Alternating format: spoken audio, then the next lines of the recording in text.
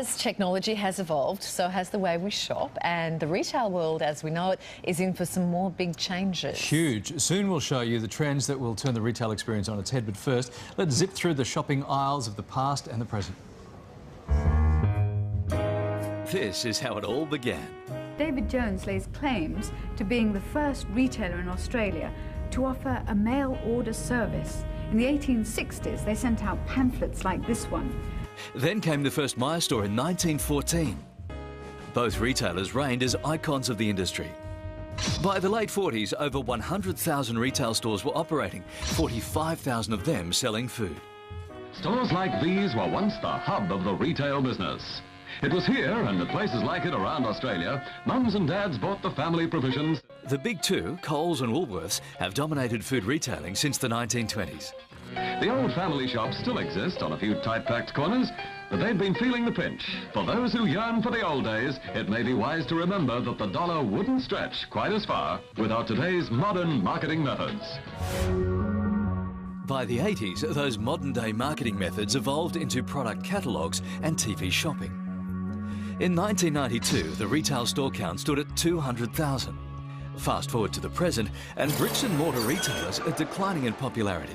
In the first half of 2012, more than 650 retailers closed their doors, with 53% of Aussies now shopping online. Well, it's changed such a lot in such a short time, so how will we shop 25 years from now? Let's ask futurist Chris Riddell, who joins us live from Melbourne. Hi, Chris. Hi, Chris. Hi, guys. So what does the future hold for retail stores and the way we shop? Because we just heard they are on the decline. They are. Retail stores in Australia have never been challenged as much as they are at the moment in the world that we live in. And today it's really around creating experiences. In order for retail stores to survive going into this world that we're living in, they really have to create experiences that are really focused around individuals and not just us as groups of people. So how will they do that? How will they go about incentivising us to get off the couch and away from the computer and into the stores? So this is a good question, Larry, and this is the big challenge that retail stores have got all around Australia. This is around using technology to create these experiences so that you're no longer just walking into a store and browsing stuff on shelves, that when you go into the store knows who you are on an individual level, and you're using technology such as augmented reality to be able to really immerse yourself and do something pretty special. It's not just about being able to see product anymore and just walking in and walking out. So we're seeing the body scanners on the screen now. There's mobile phone shopping. The same. Is that what do you mean by that?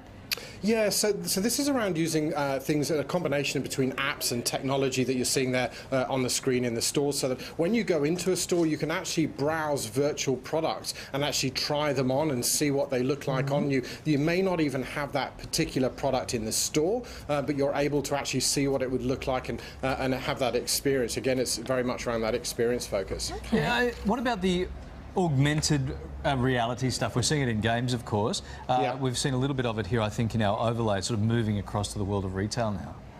Yeah, augmented reality is really moving and having this transition between online and offline, so that whilst you're in a store you can have this virtual kind of experience and see stuff appear in front of you and see what it would look like to hold it or to wear it and to have that in front of you. And it's really clever. It's taken off within some of the confectionery markets we've seen in the last couple of years, to have their characters pop up from the confectionery bags and actually be able to have children play with those characters. We'll see that more and more evolve around actually being more in a retail type environment with clothes and being able to experience that. And you can actually use that when you're not in the store, so you can take that home and still have that kind of experience and have that gamification experience that we've been seeing. And we talked about creating an experience in store with VIP shopping, so it's all about becoming more personalised, right?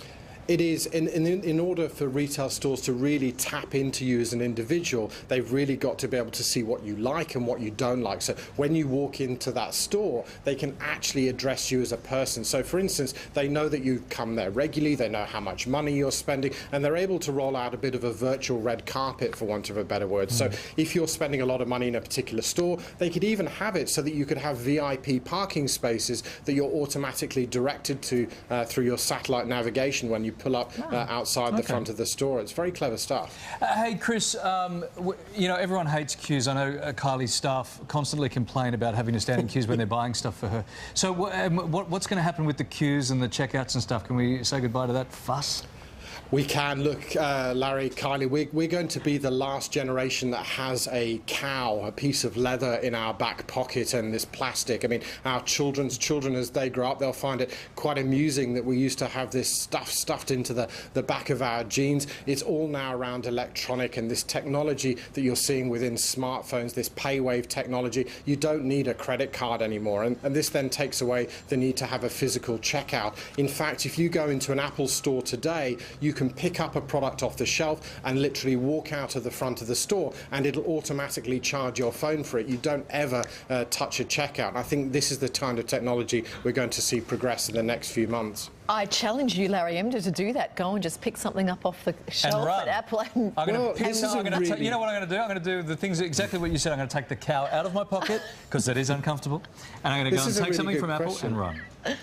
Now, I asked the Apple store staff the other week when I did exactly this. I said, what's to stop us stealing this device that I've got in my hand? How do you know? And their response was quite Apple. They said, we trust our Apple customers implicitly. And I thought that was quite a wishy-washy statement. When you get busted, kids, just say Chris Riddell on the morning show said it's fine. Thank you, buddy. Good chat.